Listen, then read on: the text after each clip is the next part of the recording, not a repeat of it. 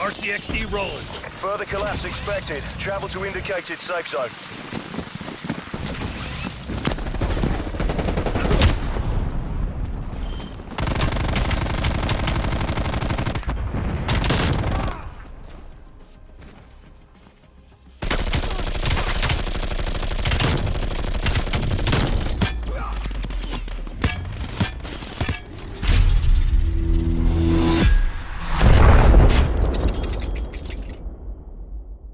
What's going on, everybody? This is dkdynamite for an interesting video here for you guys. We're going to be talking about new updates to Fireteam Royale, the next remaster, and even what could be more proof of the Ural Mountains map coming in the future. Definitely stay tuned. But before we jump into that, be sure to hit that subscribe button down below, and let me know what else you'd like to see me give away in a future video. I'll definitely be giving away the Season 4 Battle Pass in the next 2.5 weeks. Congratulations to the Savage Gamer, who has won the Season 3 Battle Pass as part of my previous giveaway. But we have 4 days double XP, which has begun as of yesterday in Black Ops Cold War, and they're extending it until past Memorial Day, which is very generous of Treyarch, but it is only double XP in Black Ops Cold War alone, not double weapon XP, and it's not for Warzone either, but it's nice of them. Take advantage of that if you guys haven't hit level 200 yet for Season 3. They've also confirmed you can get 2 free hours of double Battle Pass XP just by enabling 2-factor authentication on your Activision account. It's kind of funny how they're encouraging this, but it makes sense because not only is it great to have 2 free hours of double Battle Pass XP, but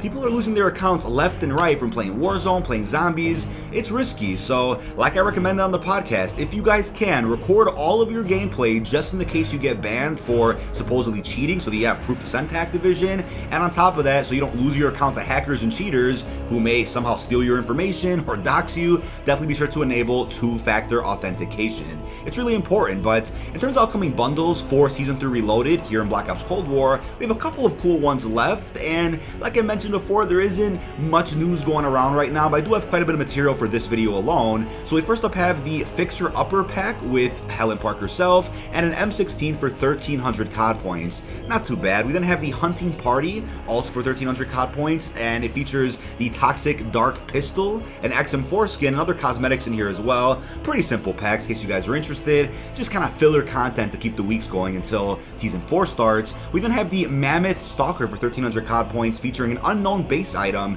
a finishing move, and other cosmetics. So I'm curious what that unknown base item is. Again, COD Tracker doesn't always have everything about upcoming bundles, but usually does a good job at least organizing what is to be expected with future packs. We then have another animal theme bundle for about 1,800 COD points called the Invasive Species. It's real Black Panther theme, featuring an unknown item, skins for the DMR and the Gallo, along with a finishing move and other Panther themed cosmetics. So imagine if there was a Black Panther skin in here, that would have been badass. And rest in peace Chadwick Boseman, the GOAT. Now we then have something pretty strange, and no pun intended, the Something Strange pack for 1,400 COD points with a character I don't recognize. Please let me know in the comments, who the hell is this? I have no idea, and it comes with a skin for the Bullfrog and an M16 on top of a vehicle skin. So 1,400 isn't too bad, but let me know if you have any interest in this pack. And yeah, it's called Something Strange because it is pretty strange to me.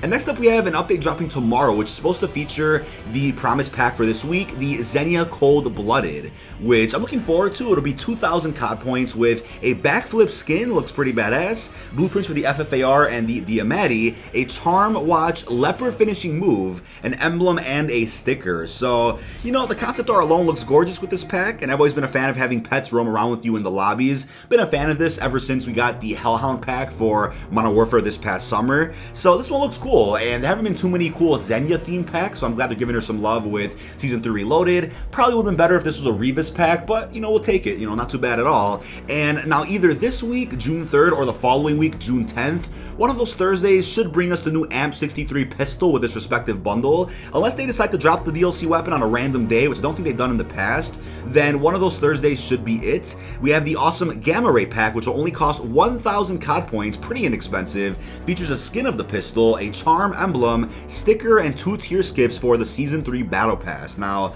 A lot of people were looking forward to this weapon when Season 3 Reloaded first dropped, but it was confirmed in the blog post and on the roadmap this pistol was going to drop in season, not at the start of Season 3 Reloaded. If you're like, wait a second, why are they quote-unquote drip-feeding content? As I said on the podcast, right, when it comes to drip-feeding content, there's a difference between drip-feeding content and strategically saving content to keep the game healthy and alive for the next 2.5 weeks till the start of the next season. I'd rather have it this way instead of dropping everything on a single day, but everyone's looking forward to this spiritual successor to the PM63 from Black Ops 1, a classic weapon from that game. And last but definitely not least, we do have a new Mastercraft bundle dropping in the next 2 weeks or so, who knows exactly when, but it's the Nuclear Distillery pack that for the first time has 2 Mastercrafts in it, the Special Batch Shotgun, the Science Project AK, a watch, cocktail charm, barrel, racer skin, and 3 unknown base items. Who knows what they could be? This will cost 2,400 COD points, and I always pick my Mastercrafts wisely if they're for weapons that I'm really going to use.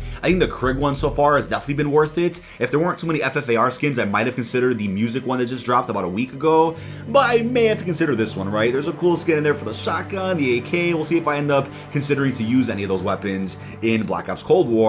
We then have 7 free bundles that were found with Season 3 Reloaded, and I think 1 or 2 of them may have already released. I think one dropped that I was streaming recently, so not sure how many are left, but if you want a glimpse as to what's in some of these free bundles, I'll have this COD tracker post linked down below in the description. It's nothing too crazy, but you'll see some reticles, some stickers, charms, and there are some cool calling cards here and there that have dropped with some of these free bundles. I'll give them that. Maybe other bundles will surface, before the end of Season 3, but I'm sure they're saving a lot of juice for the start of the next season, which begins on supposedly June the 17th, according to the in-game battle pass. But Treyarch dropped an update in Black Ops Cold War about 2 days ago, which features Rambo's gun game, which I did cover already in a video that dropped a bit early last week. You guys probably saw that one. We have 12v12 gameplay on the 6v6 maps, which I haven't tried yet, but I'll be giving a go probably this weekend, and more likely in my stream tomorrow. We'll have to wait and see. And they've also brought 3v3 Gunfight to multiplayer for the first time in Black Ops Cold War, where 2 teams of 3 throw down on our smallest maps with randomized loadouts. This one's different from the 3v3 playlist we've had in the past, like Face Off. Here we'll be playing purely by standard gunfight rules without being restricted to sniper rifle loadouts or melee weapons only. We're also testing out 6v6 gameplay on these maps for a special variant of Face Off in the near future, so keep those eyes peeled.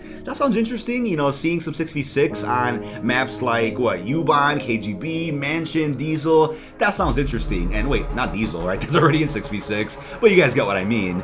But we then have more gunfight tournaments probably dropping, I would say, as soon as this week. We know we have about 9 tournaments left before the end of Black Ops Cold War cycle. So yeah, they usually take about a week or 2 off with some of these gunfight tournaments, but I'm hoping for some cooler cosmetics for these by winning some of these tournaments in the future, right? Give us a reactive or even a Mastercraft. They gotta do it at least once or twice, right? That would make sense for working your asses off through a lot of those brackets. But now when it comes to Fireteam Elimination, they surprisingly dropped quite a few updates in the mode itself after just a couple of days of being out. I know they had to update the mode pretty drastically when it first released, since it was broken for many people, infinite loading screens, disconnecting, crashing, but the mode is really polished right now, at least in my opinion. So first off, I wanted to shed a tear because they went ahead and confirmed on Twitter that this mode is indeed a love letter for Blackout, featuring gameplay elements of Blackout's LTM, down but not out. And I'm like, what do you know? For the first time in I want to say a year and a half, they mentioned Blackout. I mean, I am surprised nobody ever mentioned the fact that Rebirth in Warzone is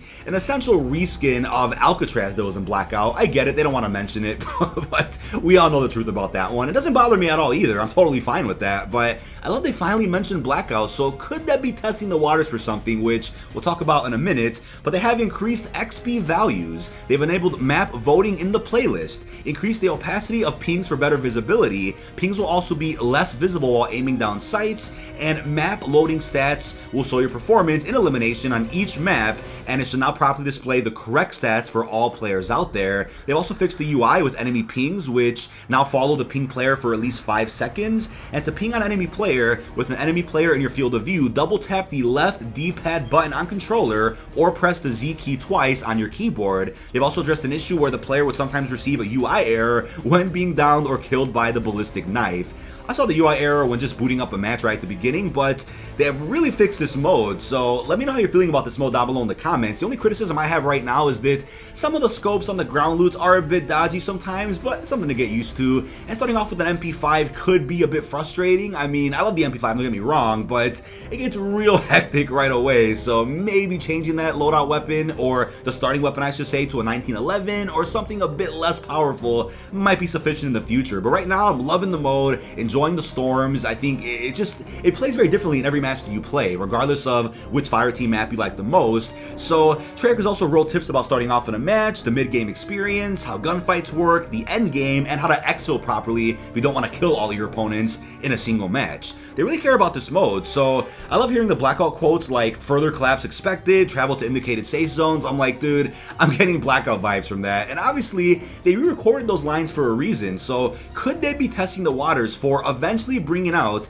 the Ural Mountains Battle Royale map? I mean, if the community is really warming up to this mode and wants it to stay in Black Ops Cold War, I hope that's the case, they'll likely keep it separate from the Fireteam mosh pit that features Dirty Bomb, features Fireteam Hardpoint, so that the community could eventually accept the possible introduction of the Ural Mountains. So if Activision didn't stop them from dropping this, since it clearly isn't a problem against Warzone, then would the Ural Mountains map also be a problem? I mean, this mode only has 40 players right now, which is understandable, but if they brought out the Ural Mountains Battle Royale map, which arguably could probably fit about 200 plus players, would Activision be okay with that? So one thing I want to bring up to you guys is that I'm not going to really mention the Ural Mountains too much going forward, so I'm not a broken record talking about this map every video, but there is something new I wanted to bring up real quickly, which is that early images of this map did surface yet again, and there are some interesting images of it which seem to suggest that maps like Duga, Chemical Labs, and Mines weren't really complete when the Ural Mountains map was in development for a supposed Blackout 2. But now that Duga is fully completed and released, and now that we know that other locations like Zoo, chemical mines, labs, weather stations, now that we know those areas are also going to release in both Fireteam and Outbreak, could that mean that they've been finishing each individual area that weren't originally done for Ural Mountains, so they could eventually combine all of them for one experience? I mean, if everything is finished, right, location-wise for that map, why not drop it? So that kind of tells you something, right? If a couple of areas weren't done during the alpha of Black Ops Cold War, which is presumably when they were still working on Ural Mountains, but they finished the locations now, then that could mean something for the future. It's also worth pointing out that in some of these images, which I can't show you on screen for obvious reasons, maybe check the description, Ruka was also a mini city at one point in this Ural Mountains experience. It wasn't the forest type experience that we have right now in Fireteam or even in Outbreak. It was a much different map. What I will say is that areas like weather stations, ski slopes, chemical labs, they look massive. And we know of areas named Battery and Mines, so they'll release those individually without a doubt, but you know, with big experiences like that, I think they definitely work very well for a combined Battle Royale mode at some point. Right now we have Fireteam Elimination. Imagine if they come out with something called Fireteam Royale or Fireteam Blackout, which would bring us this entire map. I wouldn't be surprised to see that by at least Season 6, when at that point all the individual locations for this map would have already released. I mean, we talked about the underwater caves in a couple of previous videos. That could offer innovation to COD Battle Royale that we just haven't seen yet. I mean, if the cave is called the Orda in real life, could that be offering a potential Easter egg boss fight of Orda in that Battle Royale map, similar to the Blightfather from Blackout? I mean, that would be incredible to see something like that. And I mean, think about it. We have swimming in multiplayer, swimming in Fireteam, in zombies. Don't have it in Warzone yet, but imagine seeing a complete underwater cave where you have to swim for about 30 seconds to a minute to get somewhere underneath the map. I mean, how incredible would that be to see? So let's not see a great idea like that wasted. Let's hopefully see that in the next couple of months before Black Ops Cold War cycle is over. But now when it comes to an upcoming remaster over in Black Ops Cold War, we know that as of right now, rumors suggest Hijacked is very likely to be the next remastered multiplayer map we see in Season 4, and that's fine. I mean, we haven't really seen a remaster of Hijacked aside from the version in Black Ops 3. It was in Blackout, but we all thought it was going to be added to Black Ops 4 multiplayer, but it never was, similar to Raid. But both of those maps, Hijacked and Raid, ended up getting added to Black Ops Cold War instead. Not a problem, but at this point I'm almost doubtful we're going to end up seeing any Black Ops 1 DLC multiplayer maps, which to me would be perfect for the DLC season of this game. They fit aesthetically in every way possible. Even maps like Villa from the core launch of Black Ops 1 would fit well in this game. I mean, I would love to see that, but one thing that I think really sparks my attention about this is the fact that a map like Express Drop in Season 1 Reloaded, was that ever a fan favorite multiplayer map? In my opinion, definitely not. That was a map that we usually skipped when we saw it in the pregame lobby. but the fact they dropped that has me thinking one thing. Could this be Activision's response to the community outcry for seeing a Black Ops 2 remastered? You know, I don't think one is going to happen for quite some time, at least not until we see a World at War and Black Ops 1 campaign remaster. Will those ever include multiplayer remasters though? Probably not. I'm a huge advocate and have a controversial opinion that I want to see a World at War multiplayer remastered before Modern Warfare 2. I think World at War deserves it, had a great multiplayer, awesome vehicle support, some cool maps, and I want to see that on current gen platforms, but Activision probably isn't interested in dropping any multiplayer remasters for the time being. They'll probably only consider campaigns. But as a bit of a response to the community wanting a Black Ops 2 remaster, they're essentially making that happen in Black Ops Cold War by dropping a lot of Black Ops 2 multiplayer maps. All that's next is dropping the Black Ops 2 Zombies maps in the form of the Victus remakes or something like that, and we'll essentially have something close to a Black Ops 2 remaster. They know about the request, they've seen the tweets, they've seen the Reddit post, they know what we want, but I don't think one is going to happen, man. If I had to guess, maybe a Black Ops 2 campaign remaster in 2025 to line up with when that game actually takes place. That's what I'll leave there, but maybe in the next 10 years I could see them remastering other multiplayers, but right now the focus is definitely on Warzone and how to integrate that with future yearly Call of Duty titles to come. Now I also want to bring up the fact that lots of devs are leaving the Call of Duty scene at the moment. We had confirmation of the narrative directors of Infinity Ward who left Naughty Dog in 2014 to join the team of Infinity Ward. They have now left. They've been there for, it was Infinite Warfare, they were there for the new Modern Warfare, and they're now gone. Now, that's just a part of the story though. What I will say is if you're interested in exactly what happened to Jeff Leach, the voice actor of Ghost, he went into extensive detail on what exactly happened to him behind the scenes over on James C. Burns' podcast, Sarge's Corner. I'm not going to go into some detail about that in this video just to avoid some unnecessary blacklisting and some other sensitive territory, but he kind of goes into exactly what actually happened, right? He wasn't exactly terminated for the Twitch situation, it was something more, but he did mention that the narrative directors who have now left were also told that Activision is going in a different direction with the second Modern Warfare, which is dropping in supposedly 2022. So they're letting people go behind the scenes right now, and you know, they're making it public. Charlie Intel reported on this, I get it, but what could that new direction be, right? Why would the narrative directors have left the scene? What could be next? I mean, could some devs not be a fan of this Warzone integration or crossing over all future titles, including Black Ops, Sledgehammer's next game? Maybe devs aren't happy with this. I will say I'm optimistic about the new direction Activision is probably going with future titles, but I'm a bit nervous. I'm hoping that they make the right moves. I'm hoping that Warzone doesn't take over too much of the spotlight to where it takes away from a solid campaign, a good multiplayer, a fun zombies. We even have Raven developers who've left these studios recently after making what is easily some of the best Call of Duties to date. I mean, they've worked on Modern Warfare 1 Remastered, they've worked on, what was it, World War 2, Black Ops 4, Black Ops Cold War, and they've left. So I'm wondering what those changes could mean for the franchise going forward. Now what I will say is sometimes you need some fresh blood in there, right? You need some fresh hands, you need some fresh ideas from new people that may not have worked on Call of Duty before, and that's probably how the Call of Duty franchise has lasted this long, bringing new people in, new leadership, new developers, new engineers, people that have a different approach to things that could take the franchise in directions that